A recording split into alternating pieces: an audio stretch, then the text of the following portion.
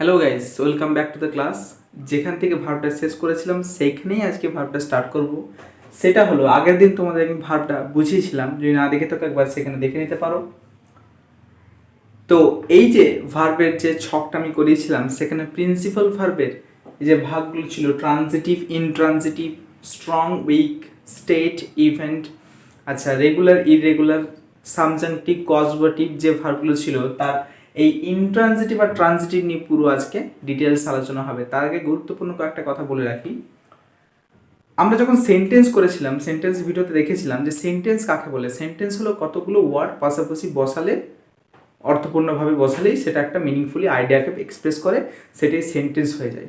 তাহলে এই সেন্টেন্স গঠন করতে গেলে কি কি লাগে? আমাদের সাবজেক্ট লাগে, ভার্ব লাগে, কোথাও কোথাও অবজেক্ট লাগে, কোথাও কোথাও অবজেক্ট লাগে না, তার পরিবর্তে কোথাও হয়তো কোনো কমপ্লিমেন্ট লাগলো, কোনো পরিপূরক যেটা রয়েছে সেটা।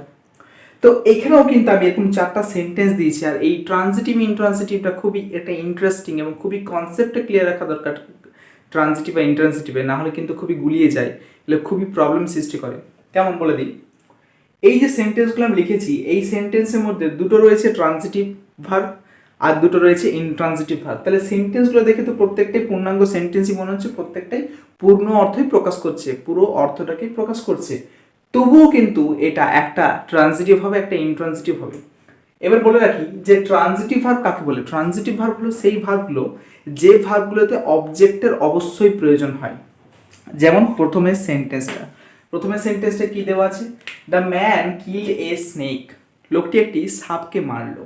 পরবর্তী সেন্টেন্স কি দেওয়া আছে? হি গেভ মি বুক, সে আমাকে একটি বই দিল।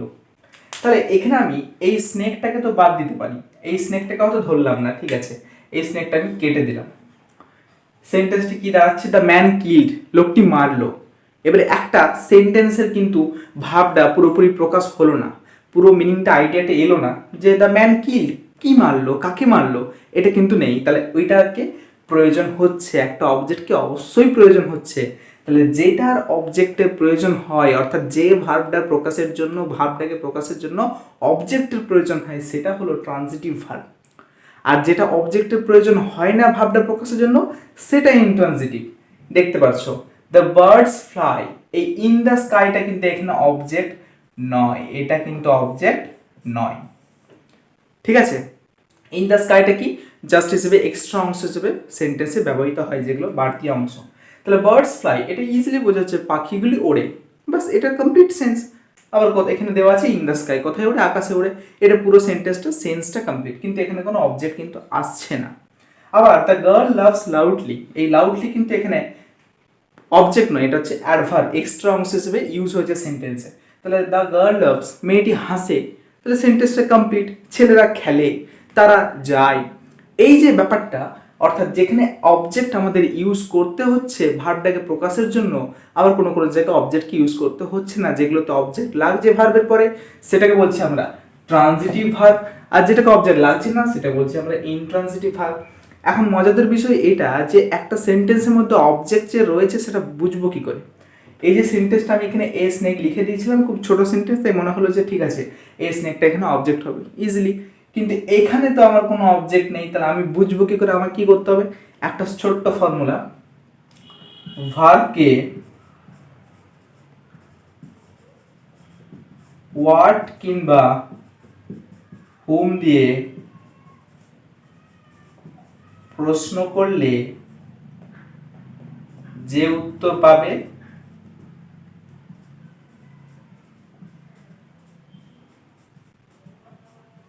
সেটি হলো ওই সেন্টেন্সের অবজেক্ট। ভার্বকে হোয়াট কিংবা হুম, হোয়াট মানে কি আর হুম মানে কাকে। তাহলে ভার্বকে হোয়াট কিংবা হুম দিয়ে প্রশ্ন করতে হবে। তাহলে এখানে এই ভার্বটাকে আমি প্রথমেই প্রশ্ন করব, দ্য ম্যান কিল্ড, এই কিল্ড মানে কি? হত্যা করা বা মেরে ফেলা। কি দিয়ে প্রশ্ন করব? কি মেরেছিল? উত্তরটা কি আসছে? A snake. উত্তর কি আসছে? A snake. তার জন্য এটা হয়ে গেল কি? অবজেক্ট। আবার পরবর্তী সেন্টেন্স যেটা রয়েছে দেখো, এখানে লিখছি সেন্টেন্সটা,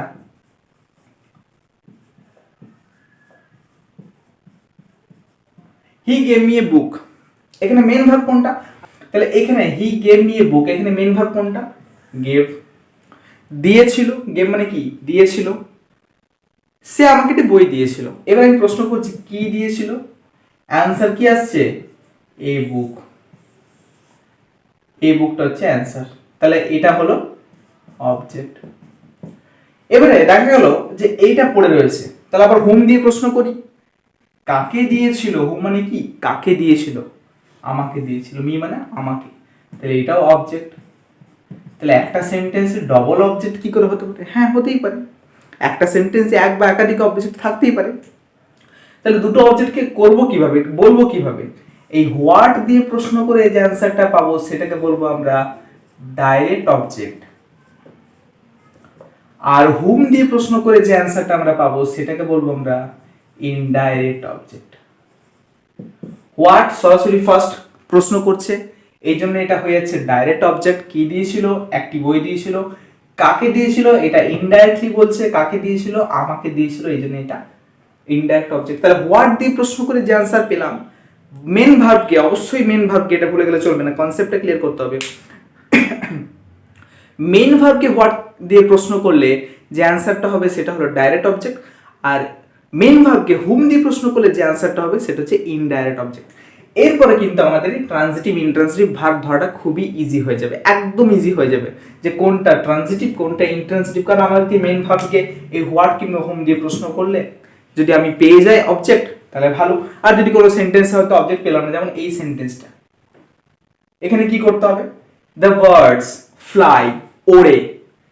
কি উড়ে এমন হবে না, কারা উড়ে হলে হতো বার্ডস, যেহেতু এখানে সাবজেক্টে বার্ডস রয়েছে, কিন্তু এরকম ভাবে কারা উড়ে হলে আমাকে করতে হতো, কিন্তু কি উড়ে এরকম করে হোয়াট দিয়ে প্রশ্ন করতে হবে না, যাওয়া যাবে না। কাকে উড়ে? নেই।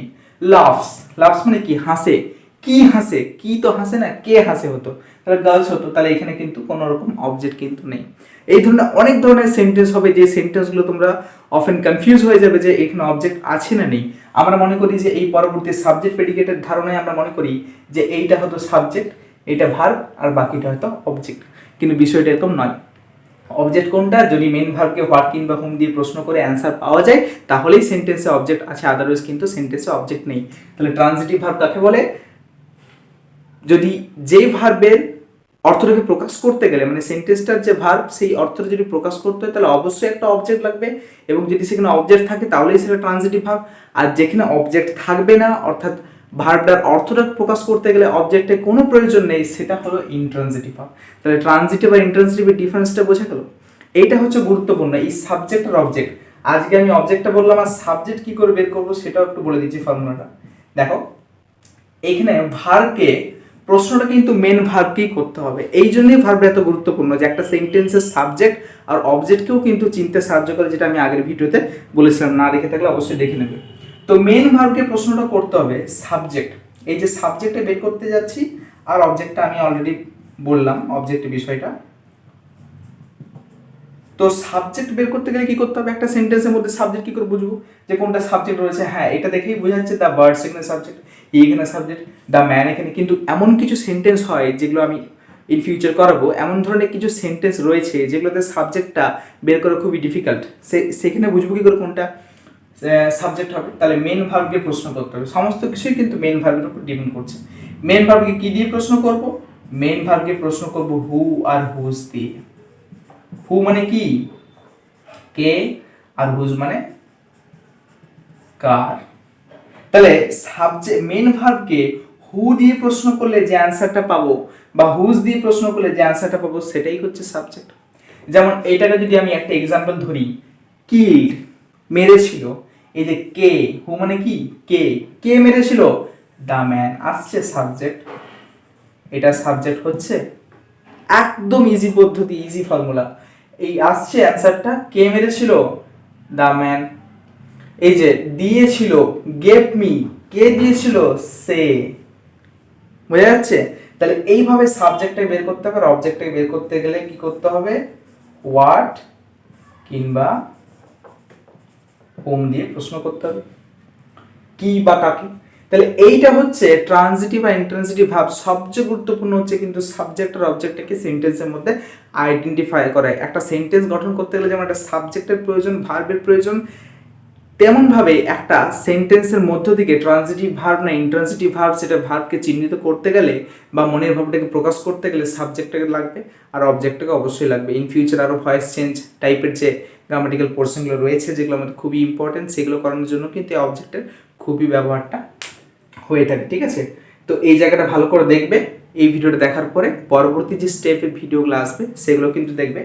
প্রিন্সিপাল ভার্বের যে ভাগটা আজকে ট্রান্সিটিভ ইন্ট্রান্সিটিভ এটা করালাম, পরবর্তী যে ভিডিওটা হবে বা পরবর্তী বা তার পরবর্তী হয়তো ভিডিও হতে পারে, সেটা হবে তোমাদের রেগুলার বা ইরেগুলার বা স্ট্রং উইক, যেটা একসঙ্গেই চারটা দেওয়া আছে। রেগুলার যেটা বলি আমরা সেটাকে বলছি আমরা উইক, আর যেটা স্ট্রং বলছি সেটাকে ইরেগুলার বলছি। একসঙ্গে ওই ডিইডির যে ফর্মুলা সেটার ডেফিনেশন সমেত তার যে অনেকগুলো লম্বা লিস্ট রয়েছে, অর্থাৎ V1 2 3 4 5 করে যে লিস্টগুলো রয়েছে, ভার্বের যে ফর্মগুলো বলি আমরা do, did, done, go, went, গান, এই ফর্মগুলো নিয়ে একটা ভিডিও, লম্বা লিস্ট একটা ভিডিও হবে। ঠিক আছে, তো ভিডিওটা অবশ্যই দেখবে, আর যদি ভালো লাগে একটা লাইক অবশ্যই করবে। পরবর্তী দেখা হচ্ছে নেক্সট ভিডিওতে। Thank you.